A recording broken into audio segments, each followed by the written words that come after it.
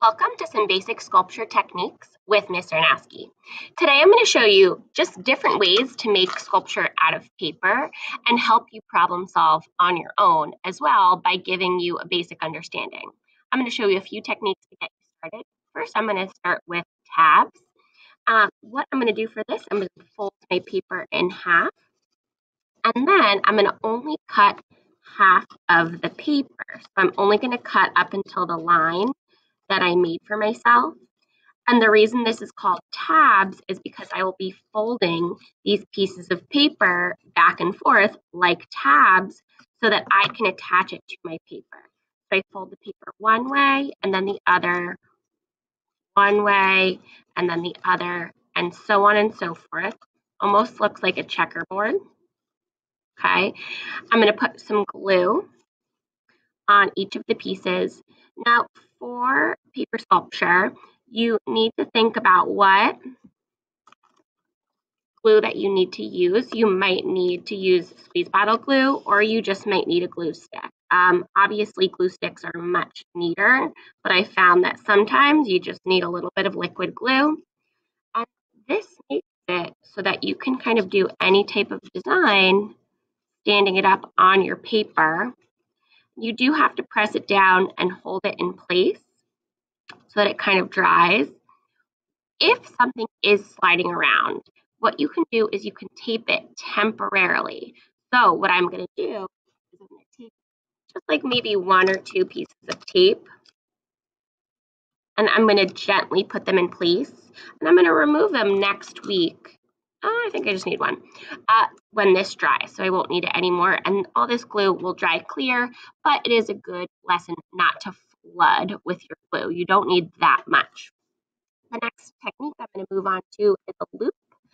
You can do it many different ways. Like if I do this on the side, I'm going to just use regular glue in the middle, attach it so it's like a loop. I could put it just plain down on my paper, or I could sit it sideways. If I want to sit it sideways, I'm going to again take my squeeze bottle glue on the very edges so that it stands up and is three-dimensional. Next technique I'm going to show you is just a basic fringe. It is super easy. All you need to do is cut your lines. If you want to curl your fringe, you can curl your fringe. Right, so it's just really fringy. If you want to make a pleated fringe, all you do is first bend your paper one way and then the other. And then again, don't cut all the way through. Oh, I made it too small. Let's try that again. I'm going to bend my paper one way and then the other.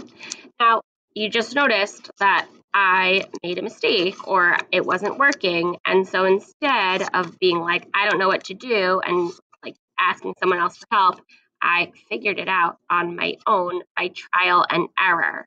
So that is really what paper sculpture and art is about. If it's not working for you the first time, reevaluate, maybe try again. So now I have some really cool pleated fringe, and I can glue that down. The last thing I'm going to show you is how to do some triangle and rectangular prisms. For this, you again just need to figure out your folding. Okay, for a triangular prism, I actually want 4 sides, so I can glue 2 of them together. So I'm going to glue this like a triangle, and I can stick it on my artwork to make it pop out. Or if you want a rectangular prism, you could fold it a few more times, one, all in the same direction, and then shape it into a rectangle, or really a rectangular prism because it has multiple sides, but it is a square at the front and a rectangle on the side. Last thing actually is going to be a cut or a fold, I should say fold in square, where I'm going to fold in different directions so that I get almost like a little lift.